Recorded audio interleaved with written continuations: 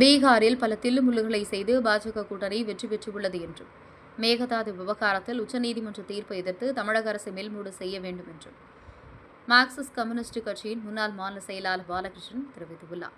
விழுப்புரத்தில் தமிழ்நாடு மின் உற்பத்தி மத்திய அமைப்பின் மாநில செயலாளராக பணியாற்றிய அம்பிகாபதி அவர்களின் படத்திறப்பு விழா கலந்து கொண்ட மார்க்சிஸ்ட் கம்யூனிஸ்ட் கட்சியின் முன்னாள் மாநில செயலாளர் பாலகிருஷ்ணன் அம்பிகாபதி புகைப்படத்திற்கு மலர் தூவி மரியாதை செலுத்தினார். தொடர்ந்து ஒரு நிமிடம் மௌனஞ்சலி செலுத்தப்பட்டது. நிகழ்ச்சிக்கு பின்னர் செய்தியாளர்களை சந்தித்த பாலகிருஷ்ணன், நாடு முழுவதும் தொழிலாளர்களின் உரிமைகளை தட்டி பறிக்கிற அளவுக்கு ஏற்கனவே பல சட்டங்களை மத்திய அரசு நிறைவேற்றியுள்ளது. அதனை மேலும் தீவிரப்படுத்தி அமலாக்கும் சட்ட திருத்தத்தை வரக்கூடிய நாடாளுமன்ற கூட்டத்தொடரில் முன்மொழிய உள்ளனர். அதேபோல மின்சார திருத்த சட்டம் 2025 நிறைவேற்ற இந்த நாடாளுமன்றத்தில் முன்மொழிய உள்ளனர். இதனால் மின் விநியோகம் தனியாருக்கு தாரை பார்க்கப்படும். அரசு பணி என்பது இல்லாத நிலை என்பது ஏற்படும். மின்சார வாரியம் தனியார் மயமாக்கப்பட்டால் மின்சார வாரியத்தில் பணியாற்றி வரும் பல்லாயிரக்கணக்கான தொழிலாளர்கள் வேலைகள் பறிபோகும். இந்த சட்டங்களை எதிர்த்து மார்க்சிஸ்ட் கம்யூனிஸ்ட் கட்சியும் இந்திய முழுமைக்கும் உள்ள தொழிலாளர் அமைப்புகளும் கடுமையான போராட்டங்களை நடத்தவுள்ளோம். உச்சநீதிமன்றம் மேகதாதுவில் கர்நாடக அரசு அணை கட்டுவதற்கான ஆய்வுத்திட்ட அறிக்கை தயாரிப்பதற்கு அனுமதி வழங்க உள்ளது. இது மிக மோசமானது. 2 மாநில அரசுகளின் ஒப்புதலோடுதான் அணை கட்டப்பட வேண்டும் என உச்சநீதிமன்றம் ஏற்கனவே தீர்ப்பளித்தது. உச்சநீதிமன்றத்தின் இந்த தீர்ப்பு வருத்தமும் வேதனையும் அளிக்கிறது. இது தமிழக மக்களை பாதிக்கும். இந்த தீர்ப்பை எதிர்த்து தமிழ்நாடு அரசு மேல்முறையீடு செய்ய வேண்டும் என்றார். அதே மாதிரி உச்சநீதிமன்றம் 2 நாட்களுக்கு முன்னால் மேகதாது அணையிலே கர்நாடக அரசாங்கம் அணை கட்டுவதற்கான ஒரு ஆய்வு அறிக்கையினை, ஒரு ஆய்வு திட்ட அறிக்கையினை தயாரிப்பதற்கு உச்சநீதிமன்றம் இன்றைக்கு அனுமதி வழங்கியிருக்கிறது. அது மிக மோசமானது. ஏனென்றால் ஒரு அணையை கட்டுவதற்கு திட்ட அறிக்கைக்கு அனுமதி கொடுத்து விட்டால் நாளைக்கு அணையை கட்டுவதற்கு ஏன் அனுமதிக்க மாட்டார்கள் என்கிற கேள்வி அதோடு சேர்ந்து இருக்கிறது.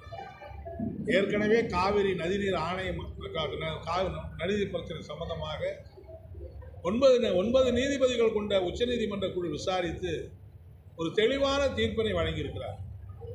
அதிலே இந்த அணை கட்ட வேண்டும் என்று சொன்னால் 2 மாநில அரசுடைய அந்த சம்பந்தப்பட்ட மாநில அரசுடைய ஒப்புதலோடு தான் அதை கட்ட வேண்டும் என்ற தீர்ப்பிலே மிக தெளிவாக சொல்லியிருக்கிறார். ஆனால் அதையெல்லாம் கொஞ்சம் கூட கருத்தில் கொள்ளாமல் இன்றைக்கு கர்நாடகத்திலே அந்த மேகதாது அணை கட்டுவதற்கான திட்ட அறிக்கையை தயாரிப்பதற்கு உச்சநீதிமன்றம் அனுமதி அளித்திருப்பது மிகுந்த வருத்தம் அளிக்கிறது, வேதனை அளிக்கிறது. அது தமிழக மக்களுடைய நலனை பாதிக்கக்கூடியது என்பதை நான் கருத்திலே கொள்ள விரும்புகிறேன். உச்சநீதிமன்றத்தில் இந்த தீர்ப்பை எதிர்த்து தமிழக அரசு மேல்முறையீட்டுக்கு செல்ல வேண்டும் என்பதை நான் இந்த நேரத்தை வற்புறுத்தி கேட்டுக்கொள்ள விரும்புகிறேன். அது மட்டுமல்ல, இன்றைக்கு பீகார் தேர்தல் முடிவு நாடு முழுவதும் வந்திருக்கிறது. என்டிஏ கூட்டணி 2 பங்கு வெற்றியை பெற்று ஆட்சி அமைத்திருக்கிறோம் என்கிற கொண்டாடி கொண்டிருக்கிறார்கள். இந்த வெற்றி எப்படி ஏற்பட்டது என்று சொன்னால், பலவிதமான தில்லுமுல்லுகளை, தேர்தல் திருகு வேலைகளை செய்துதான் இந்த வெற்றி ஏற்பட்டிருக்கிறது என்பதை நாம் பார்க்க வேண்டியிருக்கிறது. தேர்தலுக்கு முன்னால் ஏதோ மக்கள் நலனுக்காக நாங்கள் பணியாற்றுகிறோம் என்கிற முறையில் ஒரு 7000 கோடி ரூபாய்க்கு மேலே மக்களுக்கு, பெண்களுக்கு தொழில் ஊக்கத்தை கொடுக்கிறோம் என்ற அடிப்படையில் பணத்தை விநியோகம் பண்ணது போன்ற சலுகைகளை திடீரென்று அறிவித்து தான் 5 ஆண்டு காலத்தில் எவ்வளவோ செஞ்சுருக்கலாம். ஆனாலும் அதெல்லாம் செய்யாமல் கடைசி நேரத்தில் சில திருகு வேலைகளை செய்து, தில்லுமுல்லுகளை செய்து தான் இந்த தேர்தல் வெற்றி என்பது நடந்திருக்கிறது என்பதை பார்க்க வேண்டியிருக்கிறது. அதே போல் எஸ்ஐஆரை பயன்படுத்தியதும் அவர்களுக்கு சாதகமாக அமைந்திருக்கிறது என்பதை கூட நாம் ஆய்வு செய்ய வேண்டிய அவசியம் இருக்கிறது. எனவே இந்த பீகார் தேர்தல் இந்திய நாடு முழுவதும் இருக்கிற இதர மாநிலங்களுக்கு, அரசியல் கட்சிகளுக்கு ஒரு எச்சரிக்கையாக அமைந்திருக்கிறது என்பதை நான் குறிப்பிட்டு காட்ட விரும்புகிறேன். தமிழ்நாட்டில் உட்பட அடுத்த 5 மாநிலங்களில் தேர்தல் நடைபெறுகிற சூழ்நிலையில் இந்த பாஜகவை எதிர்க்கக்கூடிய எல்லா கட்சிகளும் ஒரு அணியில் திரண்டு உறுதியான போராட்டத்தை நடத்த வேண்டியிருக்கிறது. அதிலே ஒரு சிறு இடைவெளி ஏற்பட்டால் கூட அதை பாஜக பயன்படுத்துகிற அந்த ஆபத்து ஏற்கிறது என்பதை தமிழக அரசியல் கட்சிகள் உட்பட மதசார்பற்ற அணியிலே இருக்கிற கட்சிகள், அனைத்து கட்சிகளுமே இவைகளை கவனத்தில் கொள்ள வேண்டும். திராவிட முன்னேற்ற கழகம், காங்கிரஸ், எல்லா கட்சிகளுமே இதை கவனித்துக் கொண்டு சென்று செயல்பட வேண்டிய தேவை இருக்கிறது என்பதை நான் வற்புறுத்த விரும்புகிறேன். அதே மாதிரி இன்றைய தினம் நீங்கள் பார்த்தால் இந்த தேர்தல் தமிழக அரசும் அடுத்த ஏற்கனவே 2021 பல தேர்தல் வாக்குறுதிகள் எல்லாம் கொடுத்திருக்கிறார். அந்த வாக்குறுதிகளை எல்லாம் தமிழக அரசு தவறாமல் கட்டாயமாக நிறைவேற்ற வேண்டும். இன்றைக்கு ஒப்பந்த தொழிலாளியாக இருக்கிறவர்களை பணி நிரந்தரம் செய்வோம் என்று சொன்ன வாக்குறுதி இன்னும் நிறைவேற்றப்படவில்லை. எனவே இன்றைக்கு பல்வேறு தொழிற்சாலைகளில், அரசு பள்ளிகளில் ஆசிரியர்கள், மருத்துவர்கள், செவிலியர்கள், போக்குவரத்து உள்பட எல்லா துறைகளிலேயும் இன்றைக்கு ஒப்பந்த தொழிலாளிகள் இருக்கிறார்கள். அவர்களையெல்லாம் பணி நிரந்தரம் செய்கிற காரியத்தை இதற்கு மேலும் அரசு தள்ளி போடுவது கூடாது என்பதை நான் கேட்டுக்கொள்ள விரும்புகிறேன். அதே போல இன்றைக்கு உழைப்ப சாதாரண ஏழை எளிய மக்களுக்கு அளிக்க வேண்டிய பல்வேறு உதாரணமாக வேலை வாய்ப்பு வேலை வாய்ப்பு என்று சொன்னால் அது ஒப்பந்த வேலை வாய்ப்பு தான் என்கிற நிலைமையை மாற்றி பணி நிரந்தரக்கு அரசு அலுவலகங்களிலே காலி பணிகளை நிறுத்துவதற்கு அரசு உடனடியாக நடவடிக்கை எடுக்க வேண்டும். வேலையில்லா திண்டாட்டம் தமிழகத்திலே பெரும்பகுதியாக இருக்கிற போது, இளைஞர்கள் கடுமையாக பாதித்து கொண்டிருக்கிற போது, அந்த இளைஞர்களுக்கு எதிர்காலம் இருண்டு கிடக்கிற சூழ்நிலை போக்குகிற முறையில் தமிழக அரசு அலுவலகங்கள் பாதிக்கப்படுகிறார்கள். கல்லூரிகளிலே போதுமான பேராசிரியர் இல்லாமல் மாணவருடைய உயர்கல்வி பாதிக்கப்படுகிறது. அதே போல் இன்றைக்கு பல்வேறு துறைகள், மருத்துவமனையிலே போனால் பல இடங்களிலே டாக்டர்கள் இல்லை என்கிற புகார் வந்து கொண்டே இருக்கிறது. எனவே இப்படிப்பட்ட இடங்களில் இருக்கிற காலி பணியிடங்களை பூர்த்தி அந்த மக்கள் சேவையை தீவிரப்படுத்துவது என்பது மட்டுமல்ல, இளைஞர்களுக்கு வேலை வாய்ப்பை அளிக்கிற அப்படிப்பட்ட நிலைமை கொடுக்க வேண்டும் என்று நான் கேட்டுக்கொள்கிறேன். அதே மாதிரி இன்றைக்கு டெல்டா மாவட்டத்திலே மழையிலே பாதிக்கப்பட்டிருக்கிற விவசாயிகளுக்கான நிவாரணத்தை இன்னும் அரசு அறிவிக்கவில்லை. ஒருவேளை இன்னும் மழை தொடர்கிற காரணத்தினால் அந்த மழை முடிந்த பிறகு கணக்கெடுப்பார்களா என்பது தெரியவில்லை. ஆனால் கண்டிப்பாக இந்த பாதிக்கப்பட்டிருக்கிற அந்த விவசாயிகளுக்கு மழை வெள்ளத்தினாலே பாதிக்கப்பட்டிருக்கிற அந்த விவசாயிகளுடைய கணக்கெடுப்பை நடத்த வேண்டும். அவர்களுக்கு உடனடியான நிவாரணத் தொகையை வழங்க வேண்டும் என்று நான் கேட்டுக்கொள்கிறேன். அதே மாதிரி நேற்றைய தினம் கிருஷ்ணகிரி மாவட்டத்தில் அனுஷியா, அந்த படுகொலை செய்யப்பட்ட சுரேஷ் அவருடைய பாட்டி, பயங்கரமாக மோசமான தாக்குதல் உள்ளான அனுஷியாவுடைய வழக்கில் அந்த நீதிமன்றம் ஒரு சிறப்பு வாய்ந்த தீர்ப்பை வழங்கியிருக்கிறார்கள். அந்த சம்பந்தப்பட்டவருக்கு 3 ஆயுள் தண்டனையும் அதற்கு மேல் கூடுதலான ஒரு 10 ஆண்டு தண்டனையும் வழங்கியிருக்கிறார்கள். எனவே இதெல்லாம் எதை காட்டுகிறது என்று சொன்னால், இந்த சாதிய ஆணவ படுகொலைகள் மேலும் மேலும் தொடர்ந்து கொண்டே இருக்கிறது. ஏற்கனவே இதற்காக ஒரு ஆணையத்தை அமைக்கிறோம் என்று ஒரு ஆணையத்தை அமைத்து தமிழக அரசு ஆணையத்தை அமைத்திருக்கிறது. அந்த ஆணையத்தை எவ்வளவு விரைவாக அந்த ஆணையம் பணியை முடித்து அரசுக்கு அறிக்கை கொடுக்க வேண்டுமோ, அந்த ஆணையம் ஒன்றும் பெருசாக 6 மாதம் செயல்படணுங்கிற அவசியமே கிடையாது.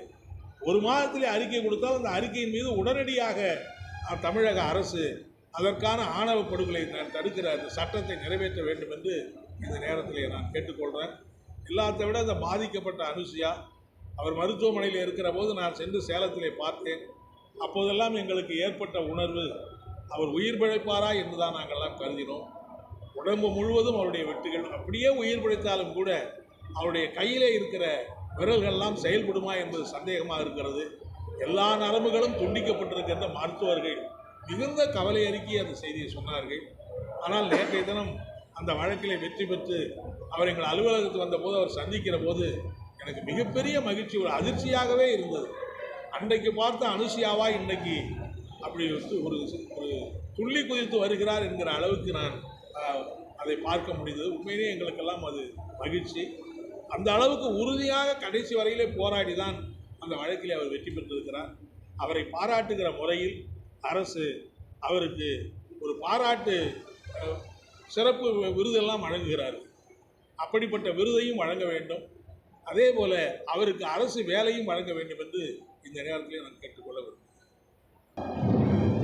நாம் ஒப்பந்த தொழிலாளிகளை பணி நிரந்தரம் செய்ய வேண்டும் என்று மார்க்சிஸ்ட் கட்சி மட்டுமல்ல, இடதுசாரிகள், தொழிற்சங்கங்கள் தொடர்ந்து போராடிக்கிட்டு தான் இருக்கோம். இப்போவும் நம்முடைய போராட்டத்தை நடத்தி கொண்டு தான் இருக்கோம். இப்போ தேர்தலை சந்திக்கிற நேரத்திலாவது தமிழக அரசு அதன் மீது உரிய முடிவுகளுக்கு வர வேண்டும் என்று நான் வற்புறுத்தி கேட்க விரும்புகிறேன்.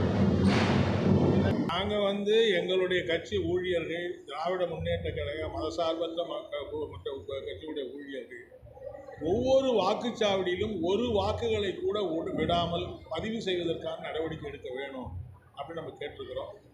எங்களுடைய பிஎல்ஏ இருக்காங்களா, பூத் லெவல் ஏஜென்ட், அவங்க அந்த பணியை மேற்கொண்டிருக்கிறார்கள்.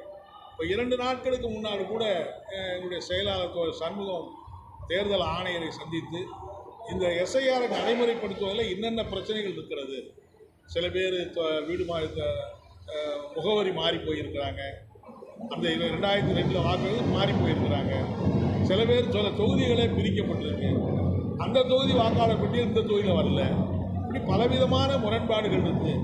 இவைகளையெல்லாம் நீங்கள் கணக்கில் எடுத்து கொஞ்சம் கூட வாக்குகளை விடக்கூடாது என்பதில் அவங்ககிட்ட நாங்கள் வற்புறுத்தி இருக்கிறோம். தொடர்ந்து தேர்தல் ஆணையத்தையும் வற்புறுத்துவோம். அதே மாதிரி தேர்தல் ஆணையத்தில் இந்த எஸ்ஐஆரை கண்டித்து 11ஆம் தேதி ஆர்ப்பாட்டம்லாம் நாங்கள் நடத்தியிருக்கோம். எனவே எங்களை பொறுத்த வரையில் பீகார் மாதிரி ஒரு அவசர கதியில் இந்த எஸ்ஐஆரை நடத்தி அவங்க நினைக்கிற மாதிரி பல்லாயிரக்கணக்கான வாக்குகளை நீக்குவதற்கான அனுமதியை நம்ம அனுமதிக்க மாட்டோம். தொடர்ந்து அதுக்கான முனைப்போடு எங்களுடைய ஊழியர்கள் செயல்படுகிறார்கள்.